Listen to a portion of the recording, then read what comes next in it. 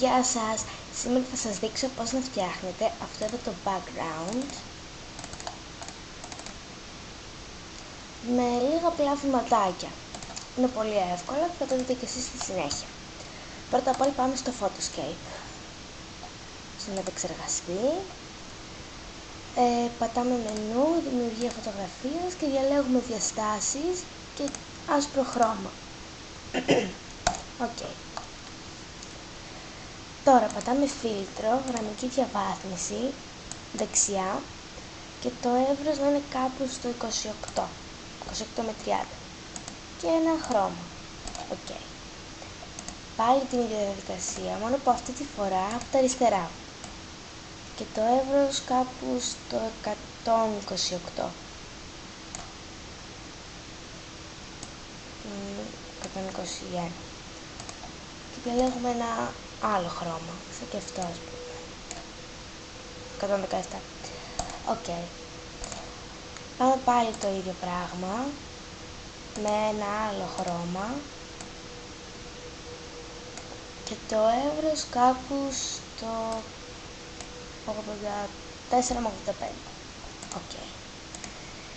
Ξανά, για τελευταία φορά, το εύρος κάπου στο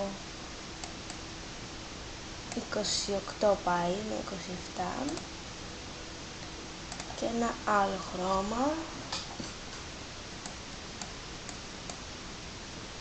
Ωραία. Οκ. Έχουμε ετοιμάσει τα χρώματα.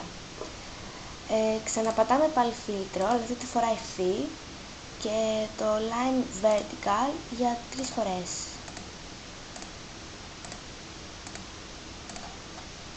Τώρα έχουμε έτοιμο το background μας. Μπορούμε να βάλουμε πάνω φωτογραφίες κάποιου διάσημου που θέλουμε. Κάπως έτσι, ας πούμε. Όπα. Έλα. Okay. Φωτογραφία.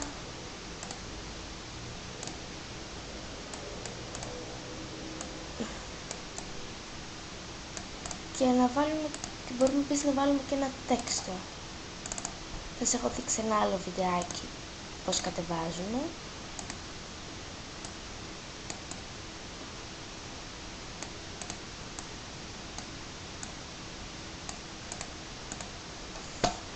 Πατάμε φωτογραφία και αντικείμενο και έχουμε έτοιμη τη φωτογραφία μας. Αποθήκευση, αποθήκευση ως και την αποθηκεύουμε. Εγώ έχω και άλλη μια παρόμοια εδώ πέρα, οπότε δεν την αποθηκεύω ξανά. Ωραία. Ελπίζω να σας βοήθησα. Για περισσότερα edits μπορείτε να πάτε στη σελίδα μας How to Edit Greek Page και να δείτε τα άλμπουμ μας και να ψάξετε λίγο το ιστορικό μας για να βρείτε και τα άλλα βίντεο που σας έχουμε ανεβάσει ή να μας ρωτήσετε για να σας τα στείλουμε εμείς. Σας ευχαριστώ που παρακολουθήσατε, ελπίζω να σας βοήθησα. Γεια σας!